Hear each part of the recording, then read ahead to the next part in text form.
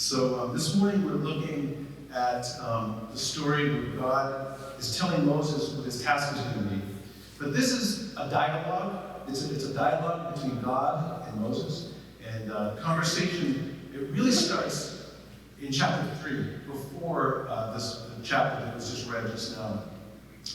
And I want you this morning to think of the conversation as if they're performing on stage, God and Moses, like they're doing an improv scene.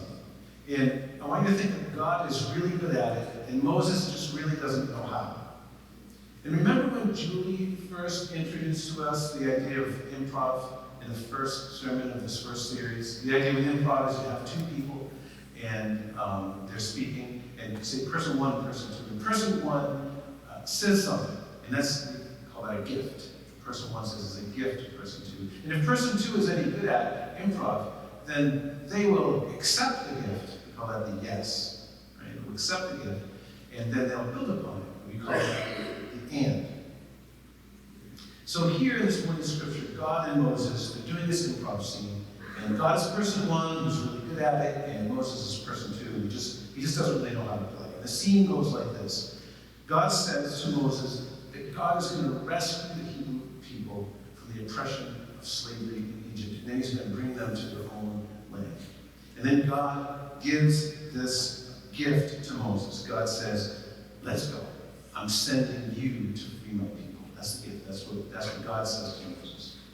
Now, if Moses was any good at improv, he'd now say something like this. He'd say, yes, I believe, if you believe that I can do that, then so do I.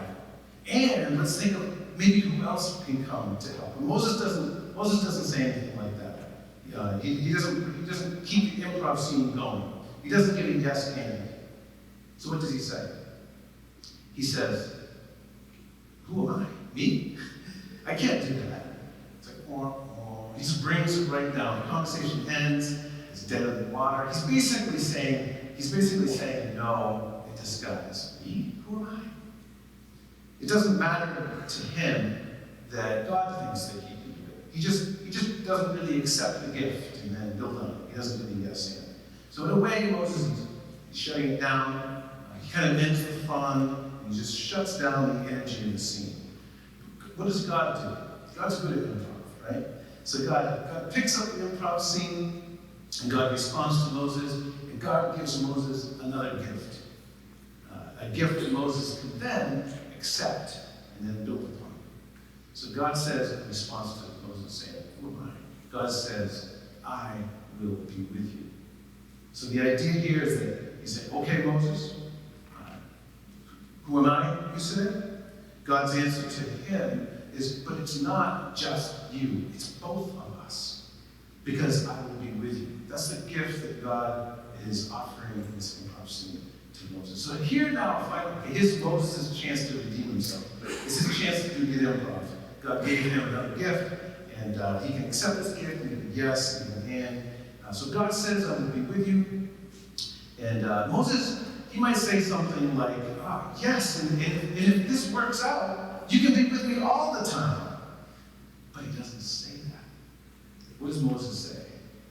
He says, well, if I were to do this, right? If, okay, got it down already, then what if, what if they ask your name? So he's got the ifs and he's got the what ifs. So Moses' frame of mind is, I don't know if I can go through with something because, what if? But God doesn't want to follow Moses down this negative path that he keeps taking. Moses, what if they ask your name? God keeps it positive, responds back. God says, what if they ask your name? God says, I am who I am. I'm the God of your forefathers. It's back to Moses again. What if they don't believe me? What were the what ifs? And again, just as God just said who God was, Moses could accept that, Moses could build on it, he could give a yes and. Instead, here comes another what if. What if they don't believe me? Basically a no in disguise.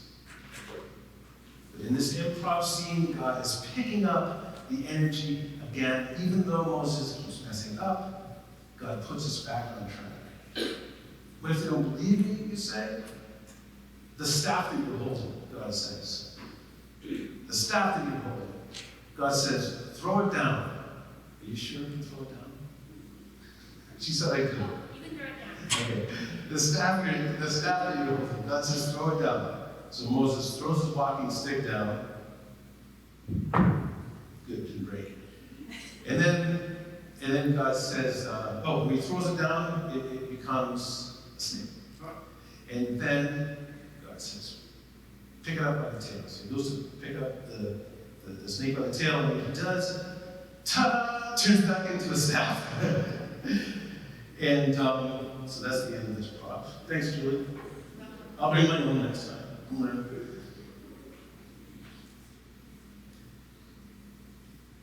And so God says, well, if they don't believe you, they'll believe that. But at this point, God is catching on to Moses. God's saying it's probably not going to be good enough for him. Moses is just going to come back with another what if. Something like, well, what if they don't believe the staff?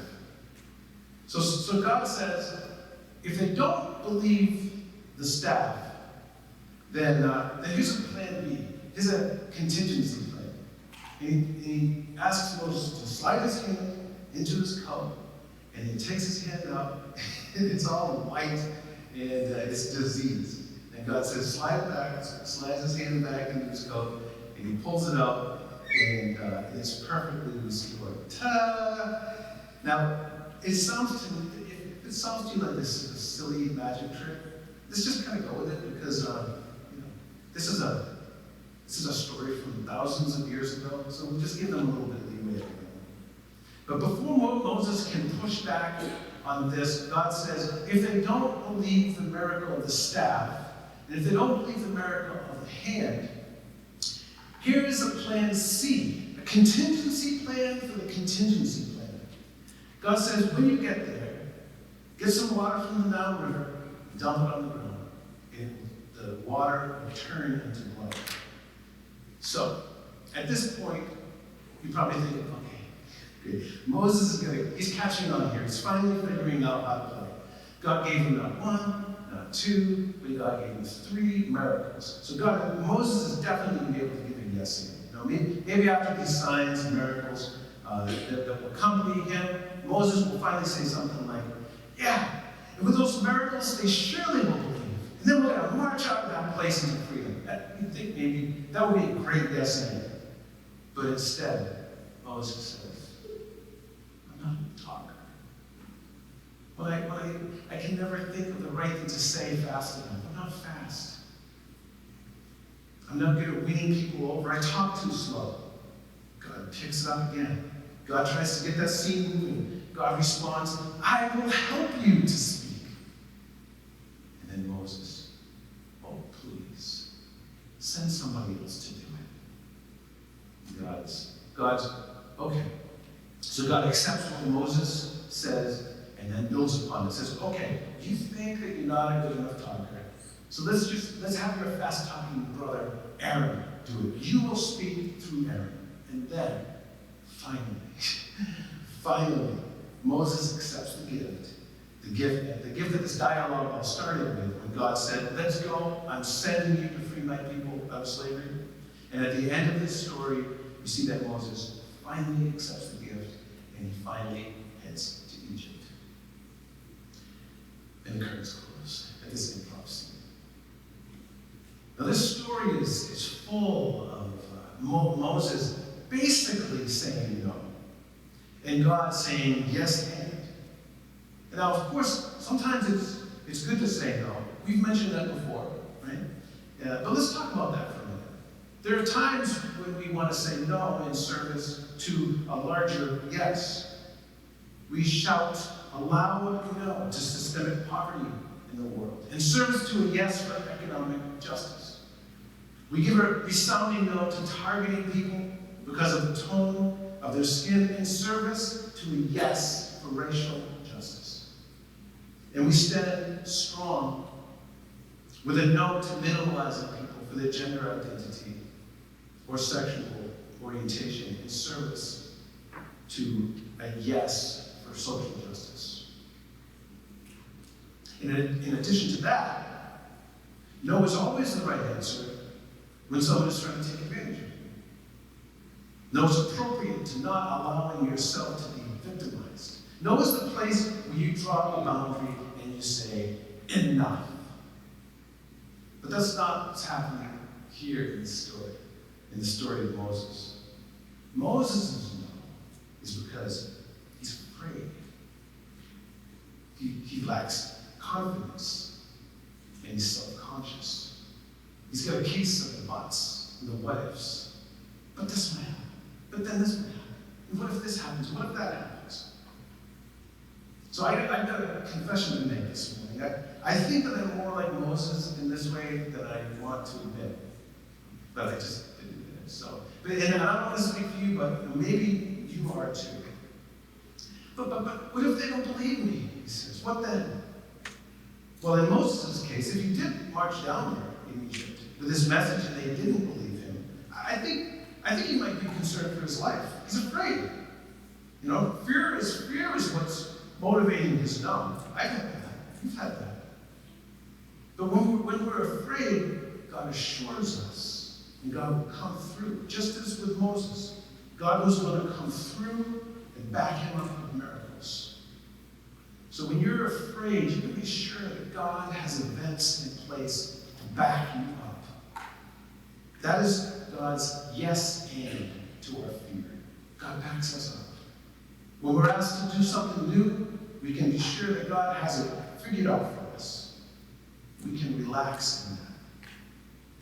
It's sure, we have to work hard to accomplish difficult things, but we know that when God backs us up, it makes all the difference. Because we can't figure everything out. You might try to do that. You try to mastermind your life. It'll drive you nuts. It's just too much. So we're learning how to put into practice in our lives that God is in control. And sure, we plan, but we do it knowing that God is going to come through for us and back us up. It's a different way to live. We don't have to be afraid anymore. We don't have to fear and worry. God is in control. So Moses has a lot going on. His no is motivated by fear, but it's also motivated by a lack of confidence. Oh, please, he says, send somebody else to do it. He lacks confidence in himself to do the thing that God is asking him to do. And what's God's yes into this? God works with him. God's like, okay, that wasn't what I was planning, but I'm going to work with you here. I'll improvise. Send somebody else, you say? Okay, how about you and Aaron? So God meets him halfway. God doesn't say, okay, I'll send somebody else. I'll get Aaron to do it. God meets him in the middle. You and Aaron will do it. You will speak. You'll speak through Aaron. There's a lot of lessons that we can learn in these ancient stories. And here is one of the things we're learning is that God improvised. Oh, please, God, find somebody else, he says. Okay, how about you and Aaron? I think that we have a faith that we can handle sometimes that portrays God as this unyielding perfectionist. But apparently, God is flexible. God will work with you. We don't need to carry the weight of always having to get it right. You're not going to get it right all the time. You're human. We wander off course all the time. And God is right there to gently bring us back, making changes on the spot, improvising. So as we're looking at this dialogue between Moses and God, this improv scene, Moses is essentially saying no. His no's are motivated by fear, by lack of confidence, and by a sense of being self-conscious. He's overly conscious of himself. He says, I can never think quick enough of the right thing to say. I talk too slow. I'm not eloquent. I can't tell a good story. People don't really listen to me. And then earlier, when the improv scene first starts, God says, I'm sending you. Because he's self-conscious, he says, me? Who, me? I'm nobody. Why would you think that I would be able to do that? Why would you ask me that? I can't do that. And we all do this. And we Like Moses here, we're self-conscious. Some of us more than others. But this is really a part of the human condition. We navel gaze, our eyes are on ourselves. It's easier to look at the limits than the possibilities, what we can't do. But what's God's yes and to Moses and our self-consciousness? God's yes and is, I will be with you. It's lifting our eyes up from just seeing ourselves and looking up and seeing God there in the midst of our challenges. Remember that song we sang last week, maybe 2 weeks ago, Lift My Eyes Up? There's a new song that we all read together, the worship ensemble played. I lift my eyes up, if we sing, to the mountains, where does my help come from? When we lift our eyes up, we put our eyes on God. It takes our eyes off of ourselves and limitations, and we are able to go from I can't to I can, because God is with us. We're not alone. God is here with us, helping us to accomplish what God's asking us to do. So as I just wrap this up, I want to propose to you that you are in an improv scene, that your life is improv with God. Remember that Obama quote, when they go low, we go high. So when we say no, God says yes and. God knows that we, like Moses, are fearful, lack confidence, and are self-conscious. So God backs us up. God is in control. God works with us, and God is with us. Lord, we pray, open our eyes that